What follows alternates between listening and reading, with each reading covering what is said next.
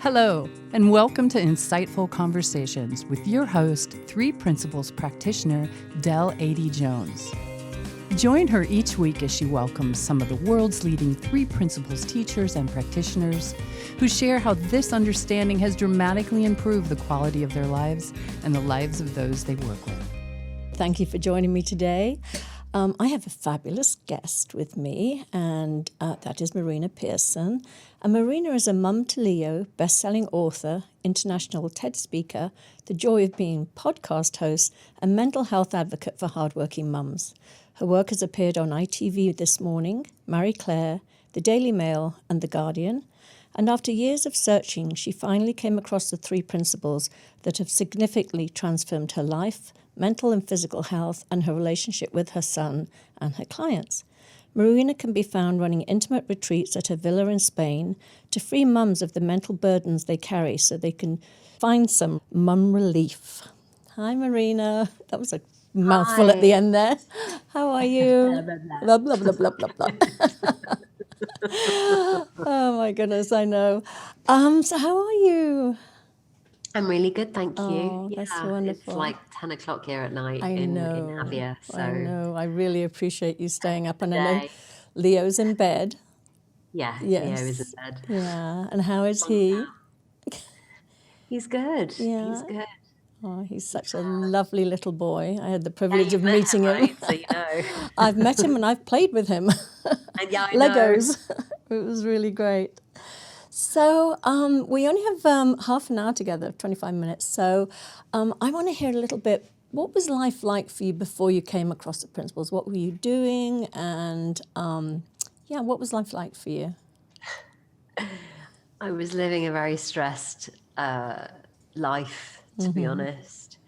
Life looked very difficult for me, and even though from the outside in, you would have thought I was crazy, sort of saying that, because in fact, I had done years of personal development up until the point I came across the principles. So we're talking 6 years ago now, when I discovered them, and I'd been on the journey already for about 5 or 6 years.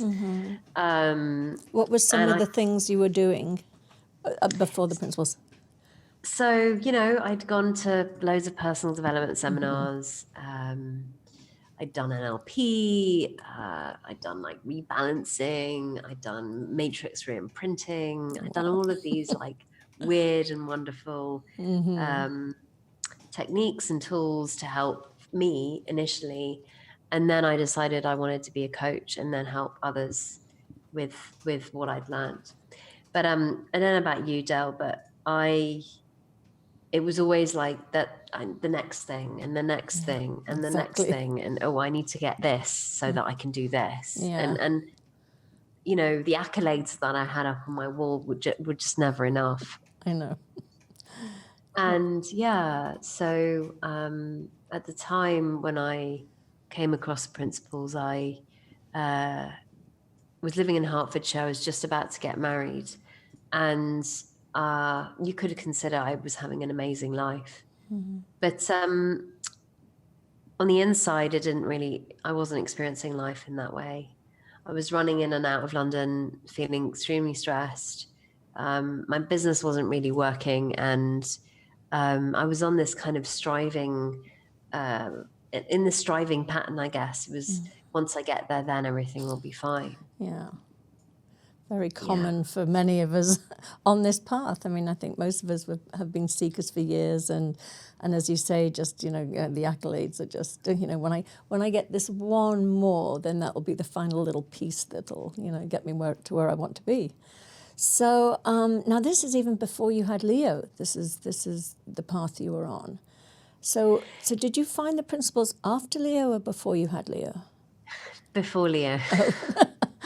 Isn't that a blessing? It certainly would have been in my life. Oh my God, I don't know.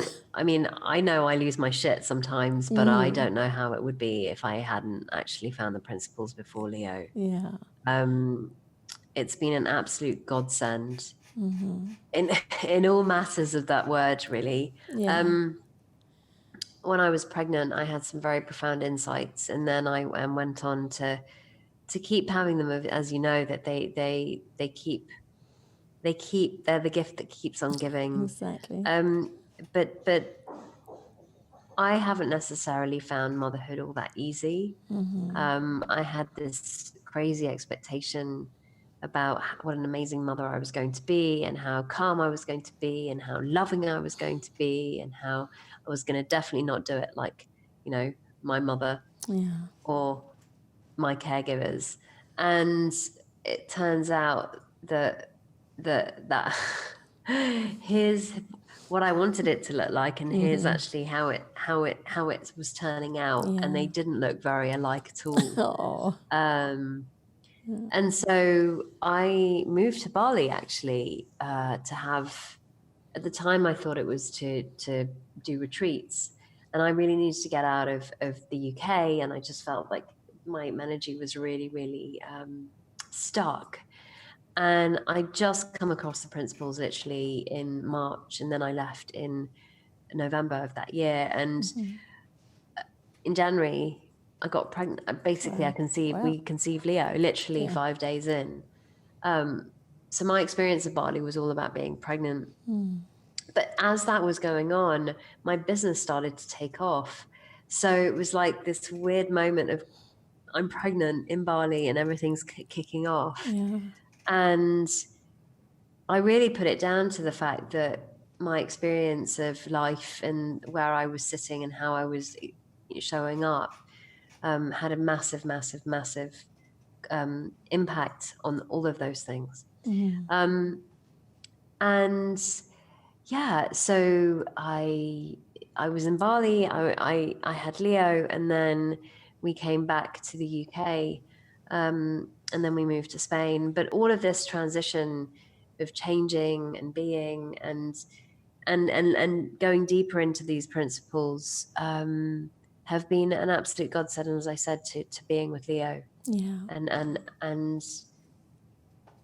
And experiencing motherhood in a very different way to, I think, how it would have been if I hadn't. I can't believe I asked you the question, did you find out before or after? Because I remember in your book, you talk about that wonderful insight that you had while you were pregnant. Would you like to share that? About, do you know which one I'm talking about?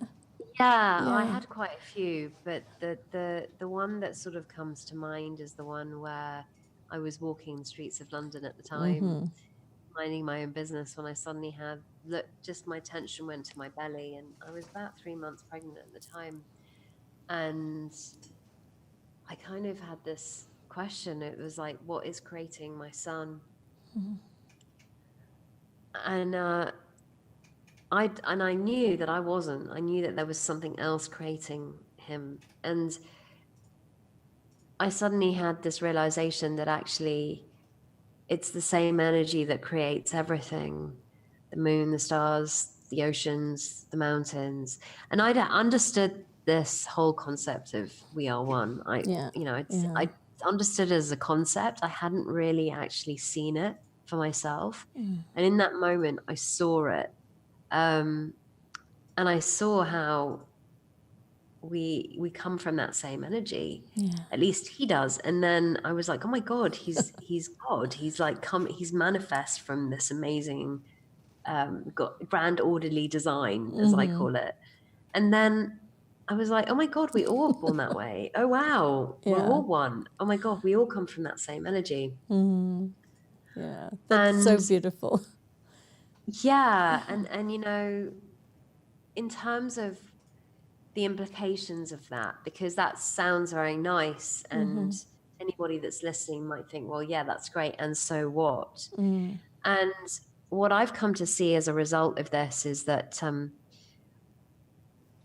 I see the enoughness, or that we don't need anything, because of that one particular insight is how can we not be enough if we are born of that energy? And the other thing that I saw was that my son is 100% resilient. Like, there's nothing on the outside that can actually harm him in any way. in other words, he also is manifest from that incredible infinite energy that we call life. And that's really done a lot for me in terms of not wanting to control or feel guilty about me as a mother. Of course, I have moments, but they're not this, this constant shrouding of guilt that so many mums experience. I was interviewing somebody for My Joy of Being podcast today about this very thing, and I really resonated with one of her pieces. She's a blogger, and she was talking about this very thing about, enough with the guilt, enough of berating ourselves as mothers, enough, and it's almost become a habit. We were talking about this today, where it's like, okay, I'm happy, and then it's like, oh my God, I'm happy, or like, now I need to beat myself up a little bit. What next? How can I be happier? But two things that you really point out as a parent myself. I mean, my children are now 22 and 26, but two things that struck me was that, I think we think that we should be worried, that we should be micromanaging them, that that's our role as a parent. And in what you saw is that, they have everything they need inside them, and the resilience you talk about, and the trust that they're going to find their own inner wisdom and hear their own wisdom. I mean, I think about my childhood where I had no clue that I had inner wisdom. It's my mum that knew best. It was nothing that, because it's just, and that's just the old way of parenting. And I think about how we're parenting our children now, and that we're encouraging them to find their own wisdom and to know that they have, the resilience. We don't have to fix them and overly protect them. Of course we have to protect them, but overly protect and get in there on every single situation. So I love what you're pointing to there. Yeah, and also there's a real freedom in knowing and understanding that while I may still carry those old patterns of thinking, which I do, and it's not something that I'm clear of yet, love to be, because it actually doesn't, I don't really dive with that energy of cajoling or convincing or controlling. It's not who I really am. But it's definitely in my consciousness. It still raises its head from time to time. But I'll give you an example of what this understanding has done for me personally with my relationship with Leo is, in the past, well, I guess on some level, I must have had that experience as a child where shouting at your child seemed like the relevant thing to do. Also punishing them and disciplining them in some way. And I was just a little bit unconscious about that and did it too. And I remember this one morning where I just totally lost the plot. And when your kids look at you and then they do something and you've just told them not to, and then they go back and do it. I just lost it. Like I started shouting at him, and he must have been about 2, and I literally opened the front door, closed the front door, got in the car and drove away.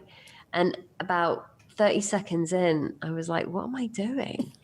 So I drove back, and he was obviously crying hysterically. And as I walked in, I just burst into tears, and we were just the sobbing mess on the floor, both of us. We were just wailing. And it was at that moment that I had this realization where, this isn't me. Like I want to look into this. This isn't something that I really want to be, how I really want to parent. Because I could see other people around me who were parenting in a very different way to me. And I was like, oh, well, that's interesting. I think I'm going to go and do a little bit of reflection, or at least get some information about this for myself. And over time, I've just had these moments where I've seen a space open up. So my initial reaction would be this. But I've seen a space open up now where it's like, do I do that or do I do something else? Yeah. I might be feeling it inside, but I can definitely do something else and change where my energy is going. Now, it's not something that I do all of the time because I'm not superhuman being, by the Exactly. way. I do I do get impatient. That's one of my trigger points is my impatience. But here's what I've seen is it it doesn't happen as much or as often anymore.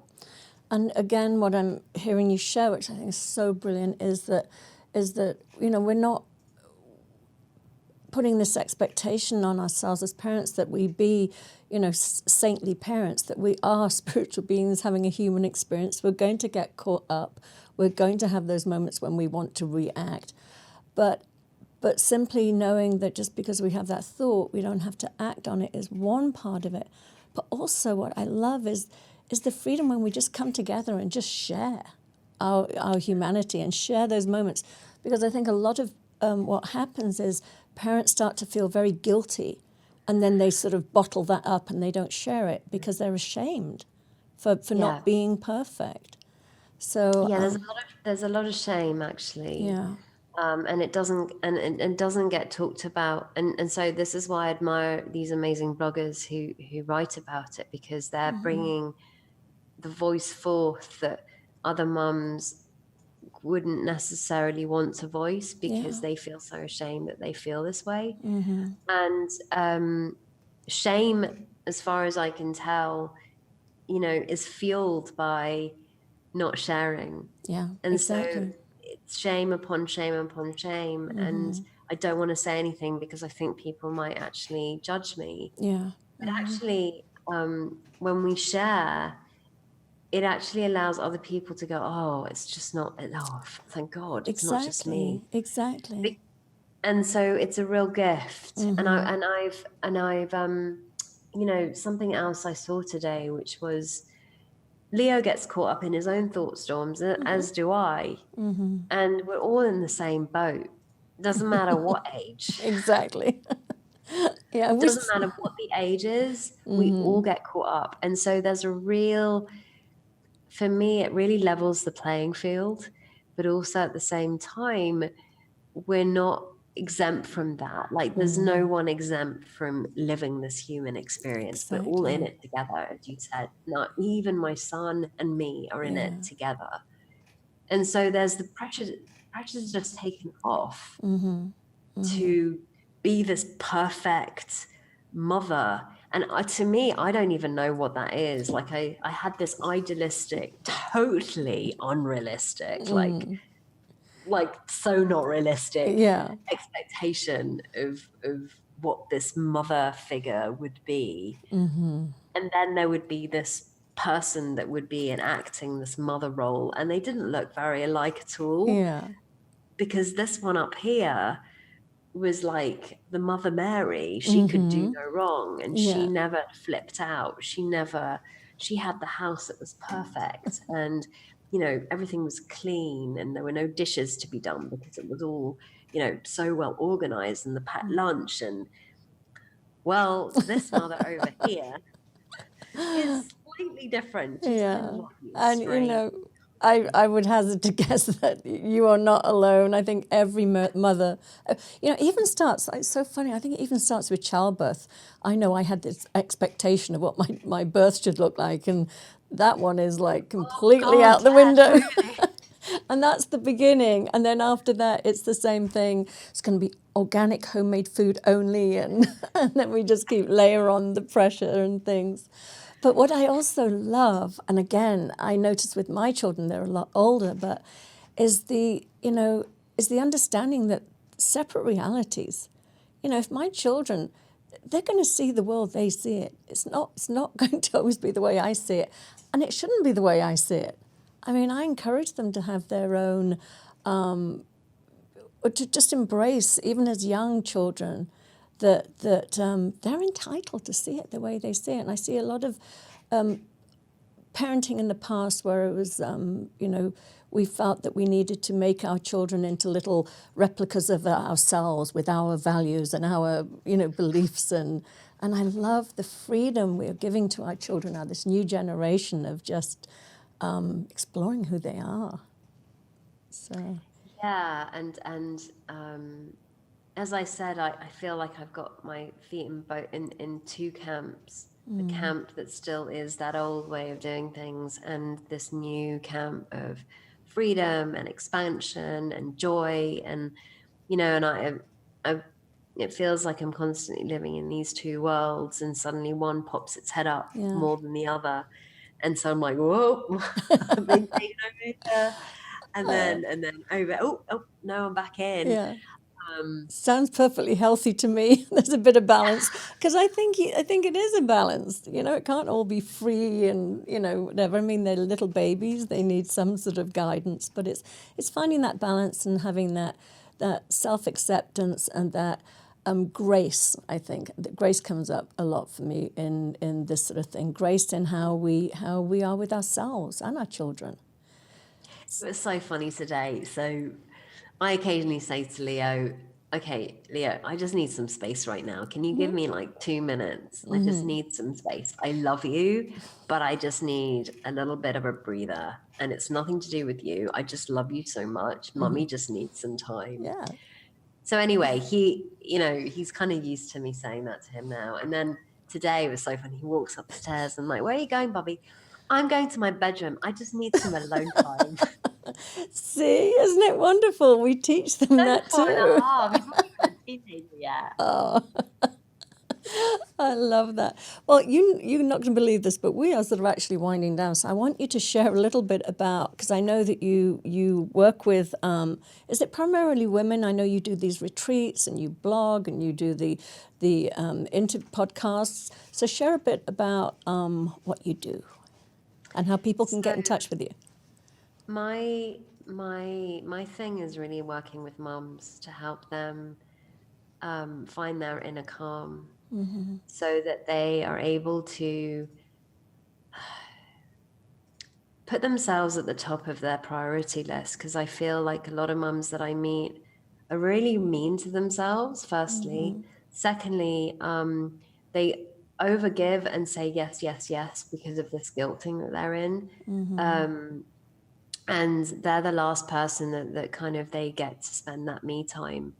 And so it's really about helping them find that balance. You and I maybe know that work-life balance is just a concept. It may not even exist, but really it's about them doing what makes sense to them and not being beholden to any of these societal pressures or rules that they've made for themselves about how motherhood should look, and shooting themselves all over the place, and actually discover who are they as a mum and as a woman, and to give themselves the space that they need to be able to say no, to be able to if and when have a deeper connection with their kids. Because I'm not a parent. I wouldn't sort of call myself a parenting coach. I'm more of a lifestyle balance coach, as it were. Like I really see mums putting on way too much pressure, putting on way too, working way too hard. And it actually doesn't have to be that way. It can be, I've found that the more I've slowed down, the more space there is for me to actually create more that gives me support, as opposed to me always chasing and chasing and chasing and chasing.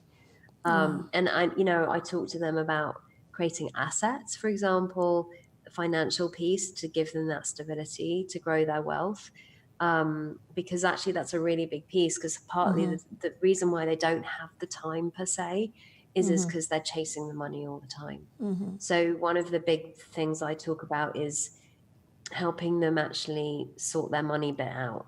The second thing is to really look at what having a balanced lifestyle looks like for them. Their hours and hours of working, Is it work and children, or is there something that wants to bubble up, like go on holiday on your own, or take a day out on your own? Or is there something else that wants to emerge that they're not letting themselves have a look at because they're so fixated on this work mother role? Because they can't give themselves that time and space, because they firstly don't think they have it, and second, they don't think they deserve it. No, exactly. And the thing is, to be a parent with sort of overwrought and giving more than they can give is it's hard. It's better to just have a little less time with your child and be recharged and present and completely there than so scrambled that you're not even really there. So yeah, and so I mean, I guess the big bonus is that they're able to, I mean, I'll give you an example. So I run these retreats here in Spain at my villa. I mean, you've been, Del, you know what it's like. beautiful. It is so tranquil and so beautiful and so like, space. I mean, you know, I read blogs and I see posts online talking about the only time that mums get time for themselves is on the toilet. And I'm like, well, why is that? Yeah. Why are we resorting just to the toilet for just time for ourselves? Like, what's that? What the fuck is that about? Like, why do we choose the toilet of all places? Yeah, really. To go and hide. Like, why not go and sit in your beautiful sofa? Or and as I said, like I have this amazing client who had this she shed at the bottom of her garden. She'd never used it. And we started talking. She started talking about the she shed. And I'm like, why are you in the house still? Why aren't you down there in your she shed? And she's like, oh my God, like I haven't even used it. It's been there for like 2 years. Wow. And it's so interesting how we just get so caught up and we actually stop. We live this small life in the sense of like we go into this routine of I'm just going to take some time out in the toilet. That to me makes absolutely no sense. Like, especially when they can come and be with you in the most beautiful villa in Spain. Solution. Rather than actually sitting on the toilet and taking time out, come and spend it with me. Exactly. And what I help them do is I help them so the first day we usually just stop, like stop.